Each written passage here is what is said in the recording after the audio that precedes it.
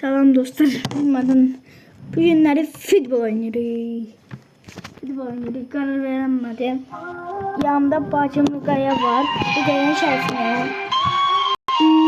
Nerede atsınlar? 100. Got hemophiliac roots, so I avoid collisions every race shoot. Hotel tower that was bring me liberty. Know that the devil ain't as good in 3. Hot topic. Reklama girdi. Of. Reklam ne girdi? 2 dəfə. 2 dəfə. Yeni investisiya imkanları ilə maraqlanırsan, çox vaxt itirmədən Paşabank səhmlərini bir bank investoruna əldə et. Gəlirinə gəlir qat. Dostlar. Yeni investisiya imkanları ilə maraqlanırsan, çox vaxt itirmədən Paşabank səhmlərini bir bank investoruna əldə et. Gəlirinə gəlir qat. Reklam deyil. Mən özüm işlətmirəm, bunu bilmirəm hansı. It's on. The game will be quite fierce and unpredictable. You never know what will happen today. That's the whistle. Kick off. Thunder's clear. Heavy shot.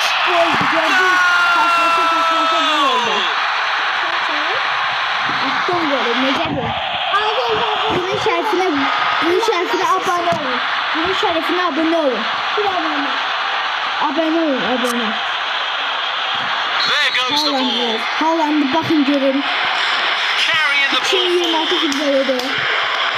Girem ki Losing oynuyor. possession. Bakın yolladım topu. Adam götürür. Through ball. Sal yapmıyorum. Ben Good play, one on one. Haaland'ı Might be able to get him behind the defence. Haaland'ı tırmadı.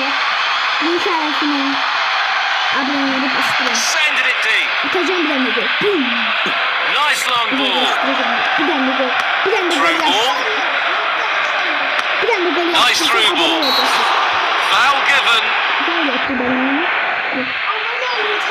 They are looking to create space. Through ball. Tried a through ball. Heavy shot. That was an amazing save.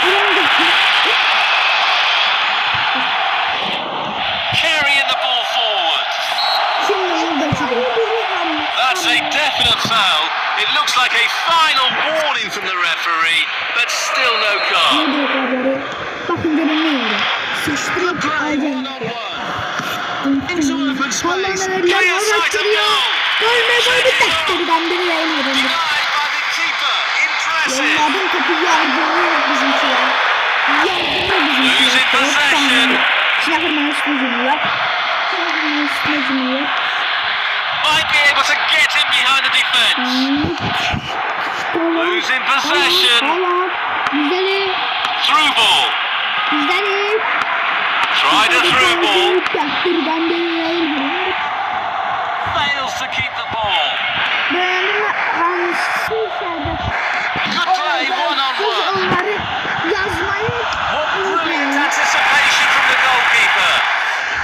That's a real mix-up at the back. Duymadan gol attım. Çok pis oldu bu. Again. Kız kapı duymadan. Threaded through. Well timed tackle. Bırakıp çıkartım ben de. Real challenge for the keeper. Bakacağım böyle olacak. Duymadan kız kapıya gol attım ya. Dostlar. Anlatacağım için abone olun. Second out of passing lane. Fails to keep the ball. Çıkart. Great anticipation there. The goalkeeper has done exceptionally well. Başka bir deneyeceğim. Futbol. Carrying the ball forward. Kul olsun. Losing possession. Threaded through. So the final whistle is blown. We're going into the half-time break. Başlar bakın.